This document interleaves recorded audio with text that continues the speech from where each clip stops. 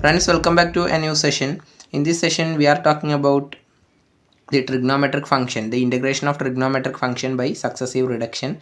So in this fourth session, we are talking about how to find it or more questions and solution based on integration of cos raised to nx dx here. So when a specific case, that is when n is equal to, here when the power of the cos function, that is n is equal to when an odd number.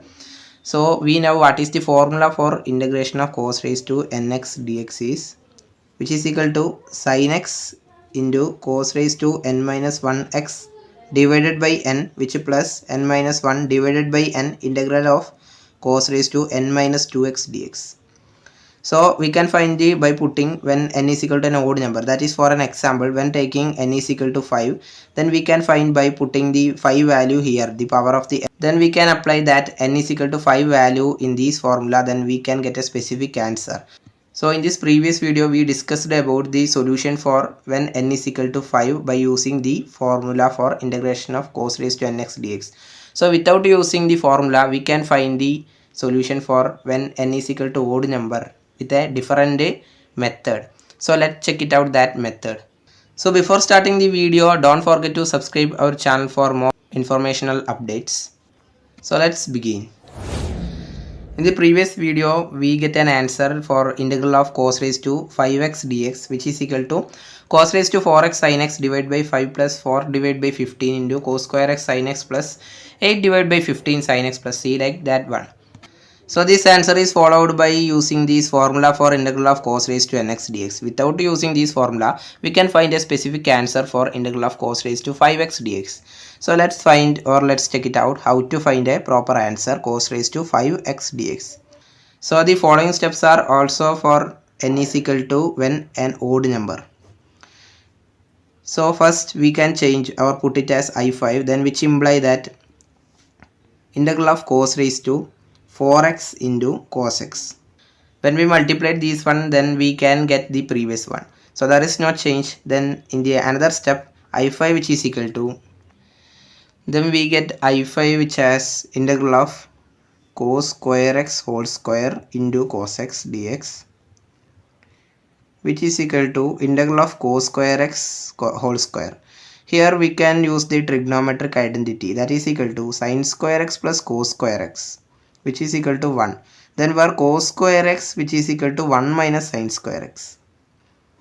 Then replace this cos square x by 1 minus sin square x here. Then we get 1 minus sin square x whole square cos x dx here.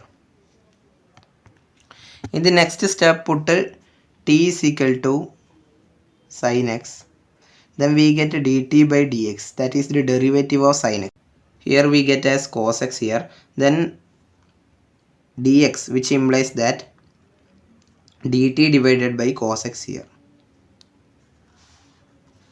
So in the next step, I5 which is equal to integral of 1 minus here sin square x, that is sin x is equal to t, then which implies that sin square x which is equal to t square, that is 1 minus t square, then put this whole square, and cos x dx, that is cos x into dx which is replaced as this one, that is dt divided by cos x.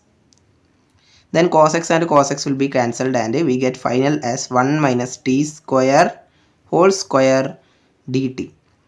So in the next step, this in the form of a minus b whole square. Then we can expand by using a minus b whole square method. Then we get it as put integral and 1 square minus 2 into 1 into t square plus t square the whole square dt. Then integral of 1, that is equal to 1 square is equal to 1 minus then 2t square plus t raised to 4 dt. Then apply integration for each term. Then we get integral of 1 dt, which is equal to what? T minus 2 into t cube divided by 3 plus here t raised to 4. That means t raised to 4 plus 1 divided by 4 plus 1. That is equal to t raised to 5 divided by 5 plus c. So here we get I5 is equal to this formula. So we get a final format here. Then after put t is equal to sin x, that is in the previous formula we used that t is equal to we replaced t as sin x.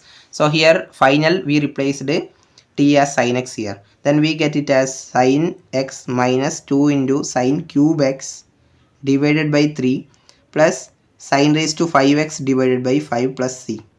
So this is the formula for I5 or integral of cos raised to 5x dx. So finally we get a proper answer for I5, that is integral of cos raised to 5x dx without using the formula which is explained in the previous video. That is integral of cos raised to 5x dx. We find a solution for this one by using the previous formula. So from the formula we get the answer as cos raised to 4x sin x divided by 5 plus 4 divided by 15 into cos square x sin x plus 8 divided by 15 sin x plus c like 1. But in the without using that formula, by replacing the value as t, then we get a formula like this one, that is sin x minus 2 sin cube x divided by 3 plus sin 5x divided by 5 plus c. So the both formula are different to each other. You can check it out by pausing the video. So the final result we get I5 and I5 here with two different formula, but when putting as value like x is equal to 0, x is equal to 1, we get same output. And when putting x is equal to 0, note that take c as 0, that is integration constant, put it as 0. So check it out, that is DIY for you. So let's wind up this video. See you soon with the next video. So stay tuned with us.